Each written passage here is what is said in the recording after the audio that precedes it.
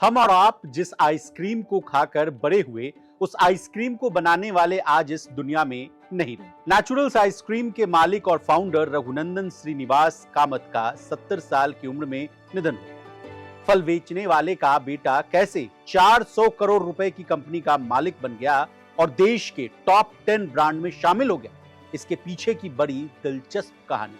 इस कहानी में आपको सीख भी मिलेगी, मोटिवेशन भी मिलेगा और संघर्ष किसको कहते हैं ये जानने को भी मिलेगा। तो चलिए रघुनंदन श्रीनिवास कामत कैसे आइसक्रीम मैन ऑफ इंडिया बन गए, इससे कहानी की शुरुआत करते हैं। नमस्कार, आप देख रहे हैं लोकमत हिंदी और मैं हूं आपके साथ विशाल शर्मा। रघुनंदन श्रीनिवास कामत के पिता कर्नाटक के मैंगलोर जिले के एक गांव में आम का ठेला लगाते थे। उन्होंने अपने पिता से ही फल का सही सिलेक्शन करना और उसे कैसे प्रिजर्व करना है, यानी कैसे उसको बचा कर रखना है, इसकी सीख। कई साल तक पिता के साथ रहकर उन्होंने फलों का चुनाव करना और उसे प्रिजर्व करना सीखा।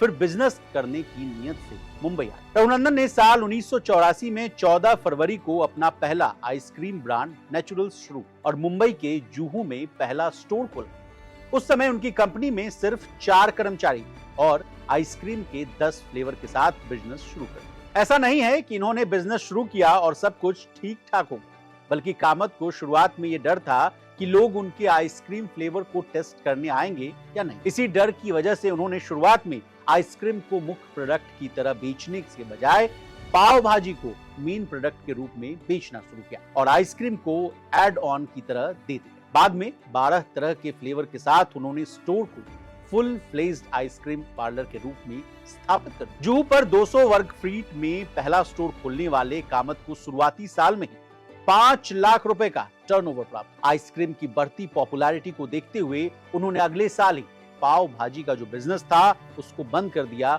और पूरी तरह एक आइसक्रीम ब्रांड के रूप में पहचान बनाई। नेचुरल्स आज 5 फ्लेवर में फ्रोजन डेजर्ट उपलब्ध करा रही है। इसमें कस्टर्ड, एप्पल, काजू किशमिश, मैंगो, चॉकलेट और स्ट्रॉबेरी के फ्लेवर्स शामिल। साल 2021 तक नेचुरल्स ने देश भर के विभिन्न शहरों में 135 से ज्यादा आउटलेट्स खोले। अब क्या है नेचुरल्स आइसक्रीम की कामयाबी का राज, ये भी जानिए। कामत ने एक इंटरव्यू में कहा था कि उनके ब्रांड का जो यूएसपी है वो है फ्रूट, शुगर, मिल्क और माँ से ही स्वाद बढ़ाने का गुर सीखा और अपने प्रोडक्ट में सिर्फ नेचुरल्स चीजों का इस्तेमाल। नेचुरल्स का मार्केटिंग टैगलाइन भी अगर आप देखेंगे तो टेस्ट द ओरिजिनल रखा गया है। नेचुरल्स के पार्लर पर अब न सिर्फ आइसक्रीम मिलती है बल्कि हलवा और लड्डू जैसे मिष्ठान भी मिलते हैं। इसकी खासियत यही है कि ये सभी प्रोडक्ट पूरी तरह से नेचुरल चीजों से ही बने। साधारण परिवार में जन्मे इस बिजनेसमैन ने अपनी काबिलियत और मेहनत की दम पर 400 करोड़ रुपए का